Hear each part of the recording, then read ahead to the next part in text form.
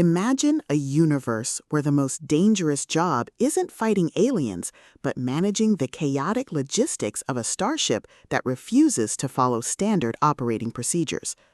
You are part of the crew of the Mad Mick, a vessel that has survived impossible odds, bureaucratic nightmares, and interstellar wars, only to find itself in the middle of yet another crisis that defies all logic and diplomacy.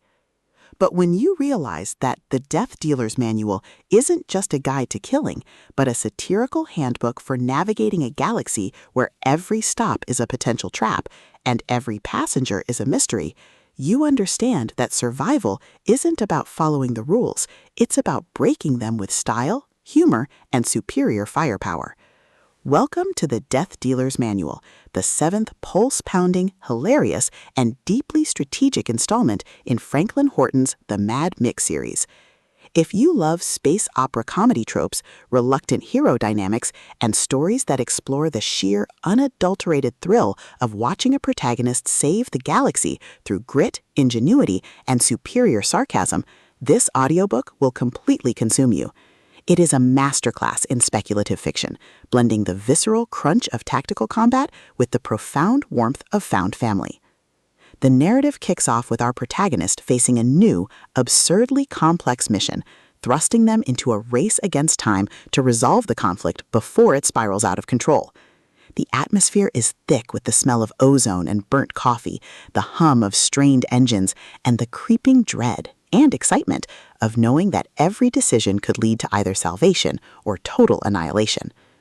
Horton excels at capturing the psychological resilience of the underdog, making every tactical maneuver, every resource allocation, and every narrow escape feel like a high-stakes gamble, where the price of failure is not just death, but the loss of the only family you have left.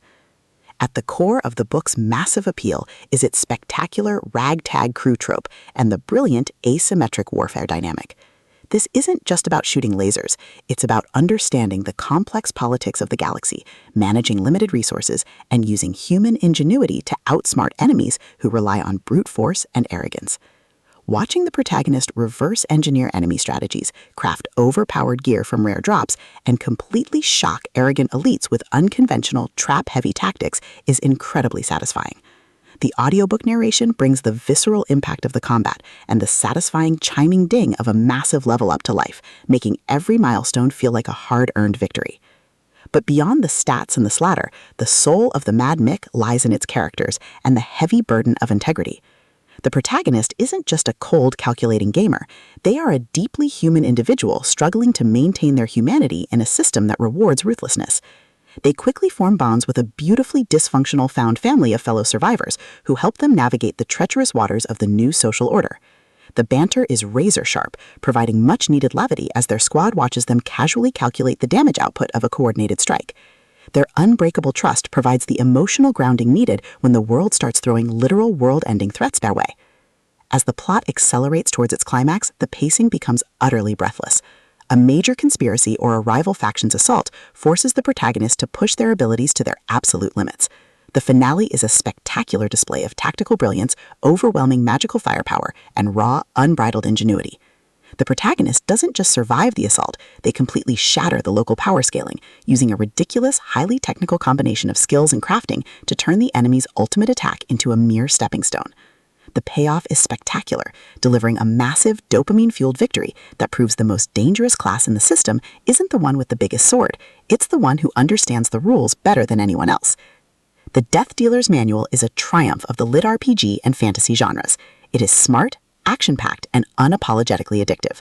Franklin Horton has crafted a sequel that perfectly captures the thrill of breaking the apocalypse with a stat sheet and a strategy guide. Plug in your headphones, check your stats, and join the climber. The system is live, but his future is bright.